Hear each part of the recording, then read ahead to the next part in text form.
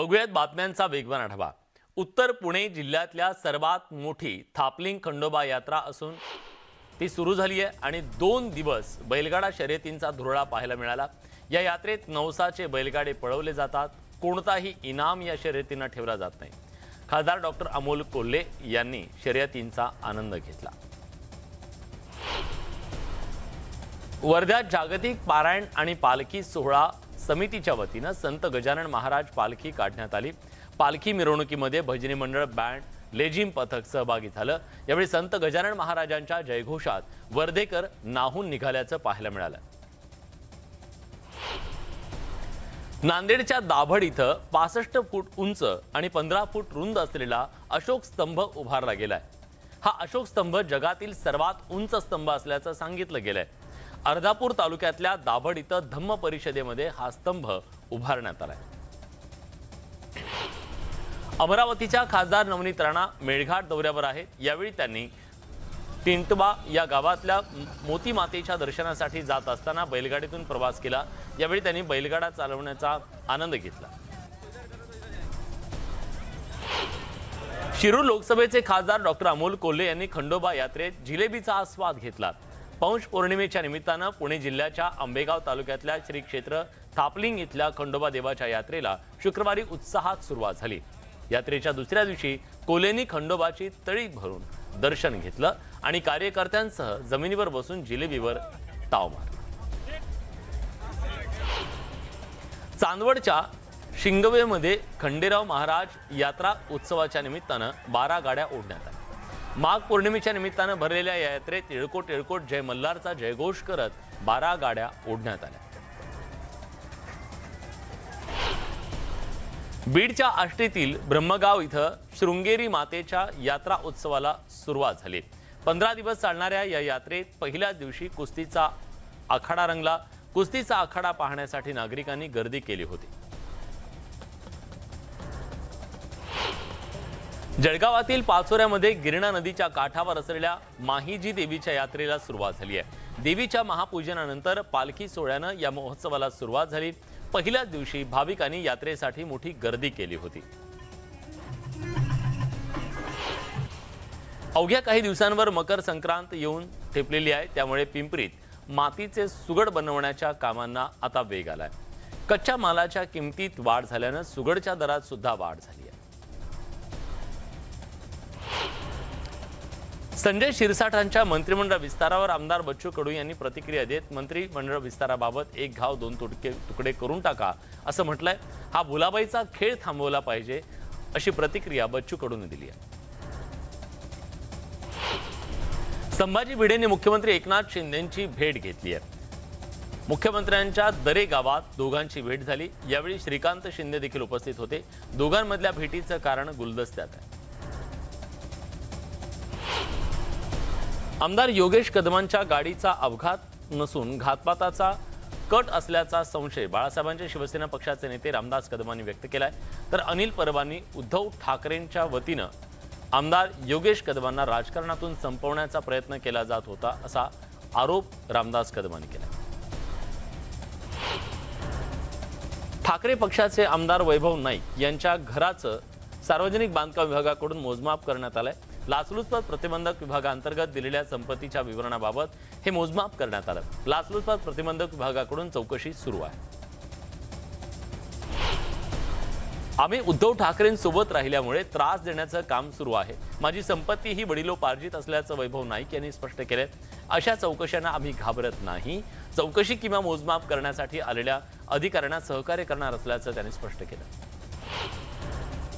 गोहत्या, लवजिहाद आणि धर्मांतराविरोधात जळगावात हिंदुत्ववादी संघटनांनी जनसंघर्ष मोर्चा काढला। यावेळी जिल्हाधिकारी कार्यालयावरती झालेल्या जाहीर सभेत पालकमंत्री गुलाबराव पाटील यांनी सहभाग घेतला।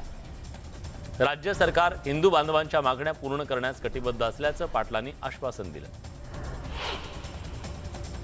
भाजप नेत्या चित्रा वाघ आणि उर्फीतला वाद संपायचं नाव घेत नाहीये। यावर बोलताना सगळ्यांनी आरोप प्रत्यारोप थांबावेत। सगळ्यांनी महिलांचा सन्मान करणं गरजेचं असल्याचं सुप्रिया सुळे म्हणाल्यात। तर अजितदादांची पॉप्युलॅरिटी जास्त असल्यानं सुरक्षा वाढवली असावी असा मिश्किल टोलाही त्यांनी लगावला। कराडवरून मुंबईला बाईकनं निघालेले नरेंद्र पाटील प्रवीण दरेकरांना अचानक भेटले। त्यावेळी त्यांच्या बाईकनं दरेकरांना चांगलीच भुरळ घातली। पाटलांच्या बाईकवरून बसून दरेकरांनी ती कशी चालवली जाते याचा अनुभव घेतला। माजी मंत्री सतेज पाटील यांनी शाहू छत्रपती यांना वाढदिवसाच्या शुभेच्छा दिल्या। यावेळी त्यांनी स्वतः शाहू महाराज यांना फेटा बांधला। यावेळी जिल्ह्यातील काँग्रेसचे आमदार आणि पदाधिकारी उपस्थित होते। सांगली जिल्हा परिषदेचे माजी सभापती ब्रह्मानंद पडळकर यांच्यासह 100 जणांवरती गुन्हा दाखल करण्यात आला। बेकायदेशीरपणे जमाव जमवून लोकांच्या मालमत्तेत घुसून नुकसान करणं, नागरिकांच्या जीविताला धोका निर्माण करणं असे विविध गुन्हे त्यांच्यावर दाखल करण्यात आले। महापालिकेच्या नोटिसीनंतर ब्रह्मानंद पडळकरांनी अतिक्रमण हटवण्यासाठी महापालिकेला मदत केल्याची प्रतिक्रिया गोपीचंद पडळकरांनी दिली आहे। ब्रह्मानंद यांनी कुठलंही बेकायदेशीर काम केलं नसल्याचं त्यांनी स्पष्ट केलं। मिरजेतली बांधकामं पाडण्याप्रकरणी राष्ट्रवादी आणि काँग्रेस नेते आक्रमक झालेत। दोन्ही पक्षाच्या कार्यकर्त्यांनी मिरज पोलीस ठाण्यावर पदयात्रा काढली। गुंड प्रवृत्तीने पाडलेली लोकांची घरं बांधून द्या अशी मागणी त्यांनी केली आहे। सांगलीच्या मिरजेत पाडण्यात आलेल्या बांधकामाच्या निषेधार्थ रविवारी मिरज बंदची हाक देण्यात आली आहे। एमआयएमचे नेते महेश कुमार कांबळेंकडून सर्वपक्षीय शहर बंद आणि मोर्चाची हाक देण्यात आली। ठाण्यात वाहतूक विभागाच्या टोईंग व्हॅनच्या कार्यपद्धतीविरोधात नागरिकांनी आंदोलन केलं। यावेळी नागरिकांनी टोईंग व्हॅन समोर झोपून आंदोलन केलं। पार्किंगची सुविधा उपलब्ध नसल्यानं नागरिकांना नो पार्किंग झोनमध्ये वाहनं लावली तर कारवाई होत असल्यानं नागरिक त्रस्त झालेत। त्यामुळे हे आंदोलन करण्यात आलं। नवी मुंबईत रबाळेमध्ये एका पेपर कारखान्याला आग लागल्याची घटना घडली। या आगीत पेपर जळून खाक झाले तर 2 जवान सुद्धा आग विझवताना जखमी झाले। आगीवर नियंत्रण मिळवण्यात अखेर यश आलं। नागपुरात पोलिसांनी नायलॉन मांजा विरोधात धडक मोहीम हाती घेतली आहे। नायलॉन मांजाची खरेदी विक्री करणाऱ्यांविरोधात कारवाई करायला सुरुवात केली आहे। पतंग उडवणाऱ्यांवर देखील ड्रोनच्या माध्यमातून नजर ठेवली जाते। मुंबई गोवा महामार्गावरील आवाशी इथं डोंगराला वणवा लागला। या वणव्यात हजारो आंबा काजूची झाडं जळून खाक झाली। हातातोंडाशी आलेला घास डोळ्यादेखत जळून खाक झाल्यानं बागायतदार हवालदिल झाले। नागपुरात LGBT समुदायानं प्राईड मार्च काढला। LGBT समुदायाला समाजात समानतेची वागणूक मिळावी यासाठी रंगीबेरंगी कपडे घालून अनेक तरुण तरुणी या मोर्चात सहभागी झाले।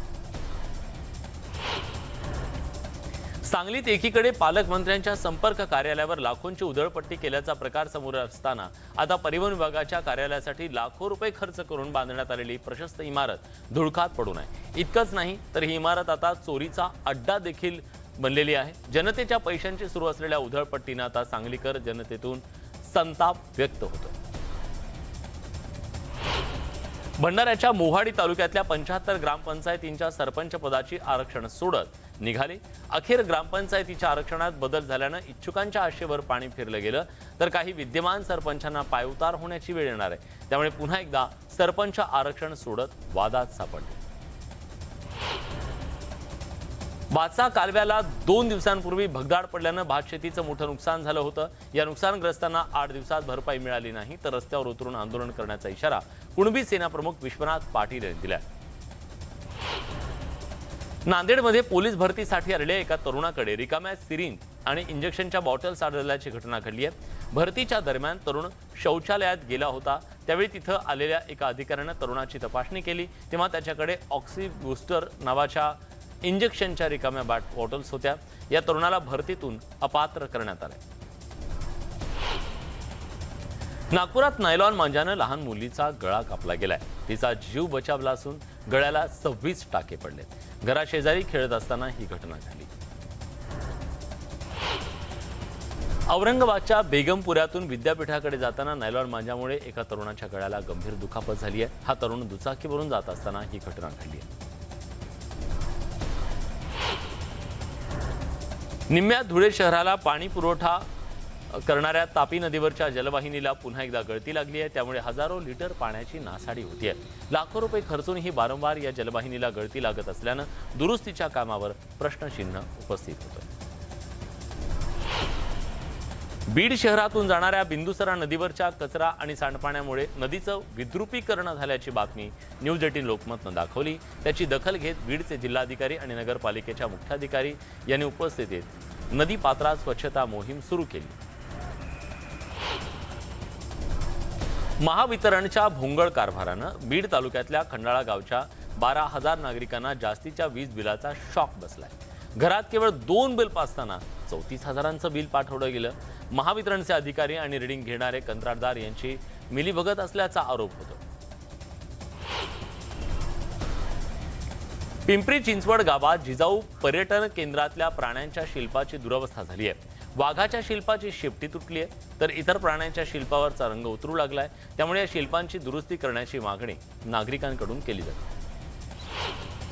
पिंपरी चिंचवडमधील पवना नदीला जलपर्णीचा विळखा पडलाय। एक जेसीबी आणि 7 ते 8 लोकांच्या मदतीनं ही जलपर्णी काढण्याचं काम सध्या सुरू आहे। नांदेडच्या ग्रामीण पोलिसांनी 3 दरोडेखोरांना अटक केली आहे। या आरोपींकडून सोनसाखळी सोन्याच्या अंगठ्या, 4 मोबाईल, रोख रक्कम, 1 दुचाकी जप्त करण्यात आली आहे।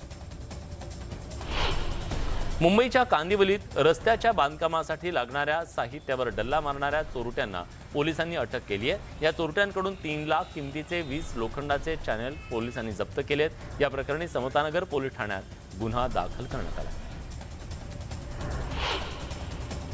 मित्राच्या आईवडिलांनी मोबाईलचे पैसे मागितले म्हणून उरणच्या जासई बेलपाड्यात एका तरुणानं आत्महत्या केल्याची घटना घडली आहे। या प्रकरणी राजेश कोळी, योगेश कोळी विरोधात गुन्हा दाखल करून त्याला अटक करण्यात आली।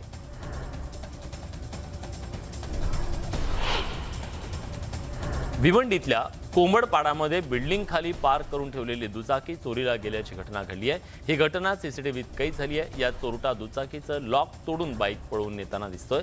सीसीटीव्हीच्या आधारे पोलिसांनी या सगळ्या प्रकरणाचा तपास सुरू केलाय।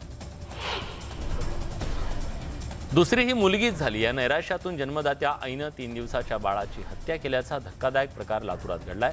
रेखा किसन चव्हाण असे या आरोपी आईचं नाव आहे। पोलिसांनी हत्येचा गुन्हा दाखल करत आईला अटक केली।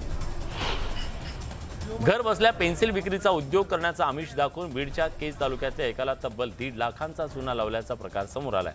सायबर पोलीस ठाण्यात या गुन्ह्याची नोंद झाली।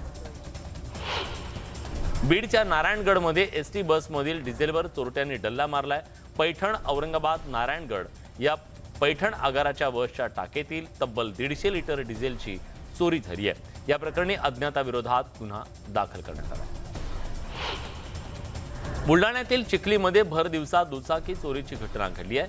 ही दुचाकी चोरताना एक तरुण सीसीटीव्हीत कैद झाला असून पोलिसांकडून आरोपीचा शोध सुरू आहे। बुलढाणा जिल्ह्यातल्या लोणार तालुक्याच्या हिरडव यातला स्टेट बँकेच्या मॅनेजरची हत्या झाल्यानं एकच खळबळ उडाली आहे। बुलढाणा जिल्हा स्थानिक गुन्हे शाखेकडून या हत्येचा छडा लावण्यात आलाय। बँक मॅनेजर राहत असलेल्या लॉजवरील मॅनेजरनं पैशांच्या लालसेपोटी या बँक मॅनेजरची हत्या केल्याचं पोलीस तपासात निष्पन्न झालं।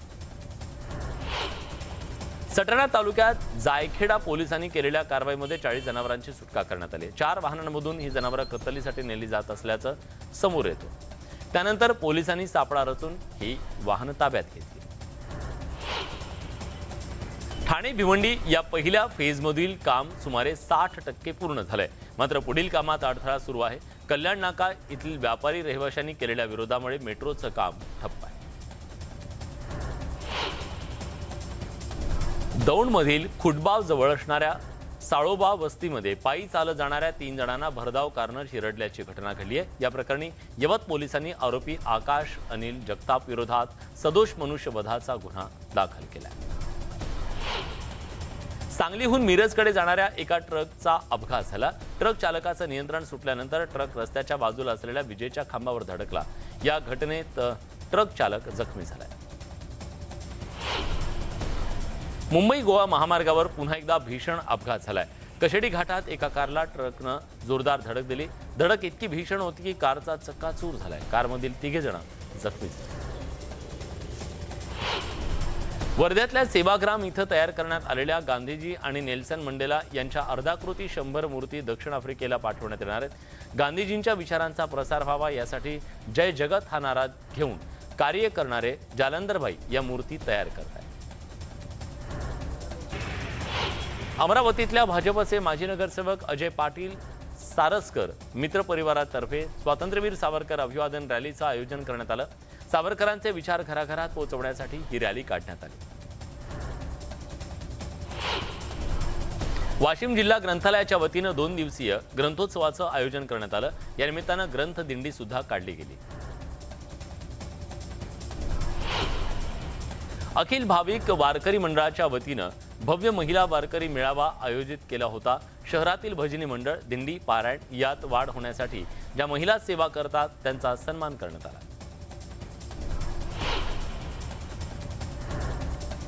औरंगाबादमध्ये आंतरराष्ट्रीय फिल्म फेस्टिवलचं आयोजन करण्यात आलं। 12 ते 15 जानेवारी दरम्यान महोत्सव रंगणार आहे। मराठवाड्यातील कलावंतांसाठी शॉर्ट फिल्म स्पर्धा आयोजित करण्यात आली आहे। 12 जानेवारीला नागराज मंजुळेंच्या हस्ते फेस्टिवलचं उद्घाटन होणार आहे।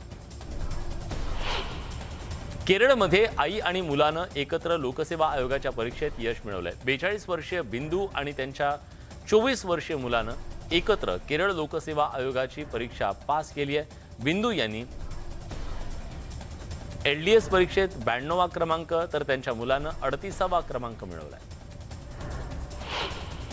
यंदाच्या वर्षी प्रजासत्ताक दिनाची तिकीटं ऑनलाईन पद्धतीने मिळणार आहेत। 6 जानेवारी ते 24 जानेवारी दरम्यान प्रजासत्ताक दिन आणि 23 जानेवारीला होणाऱ्या रंगीत तालमीची तिकीटं ऑनलाईन पद्धतीने काढता येणार आहेत। त्यासाठी केंद्र सरकारच्या वतीनं आमंत्रण पोर्टल जारी करण्यात आलं।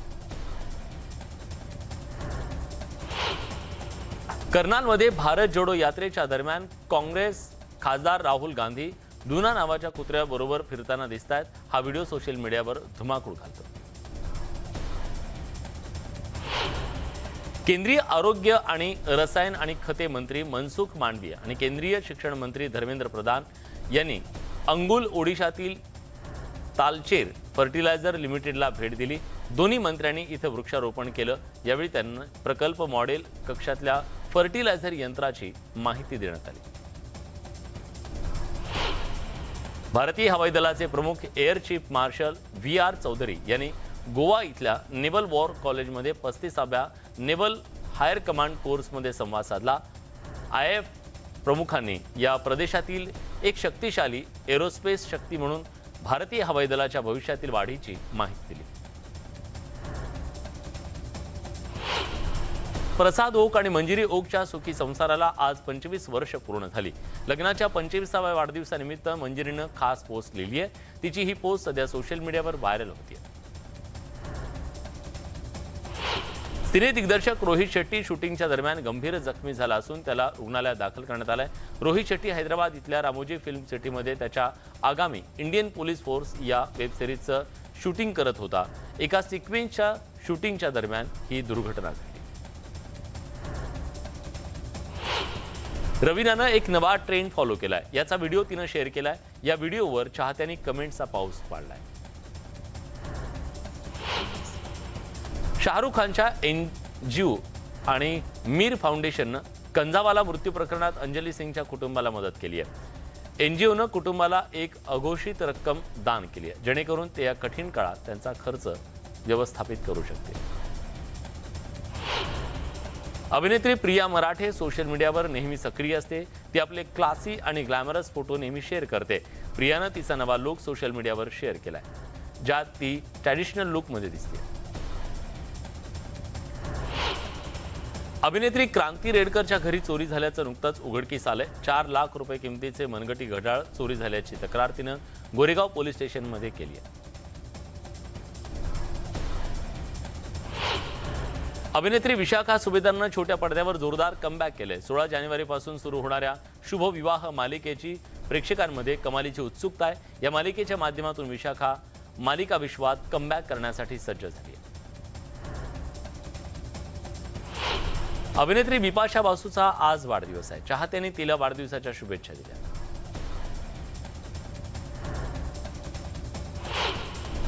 BCCIच्या राष्ट्रीय निवड समितीच्या अध्यक्षपदी चेतन शर्मा यांची पुन्हा नियुक्ती करण्यात आली आहे। चेतन शर्मा यांच्या अध्यक्षतेखाली निवड समितीमध्ये शिवसुंदर दास, सुब्रतो बॅनर्जी, सलील अंकोला आणि श्रीधरन यांचा समावेश आहे। भारत विरुद्ध श्रीलंका तिसऱ्या T20 सामन्याला सुरुवात होत असून नाणेफेक आज भारतानं जिंकली। भारतानं पहिल्यांदा फलंदाजी करण्याचा निर्णय घेतलाय।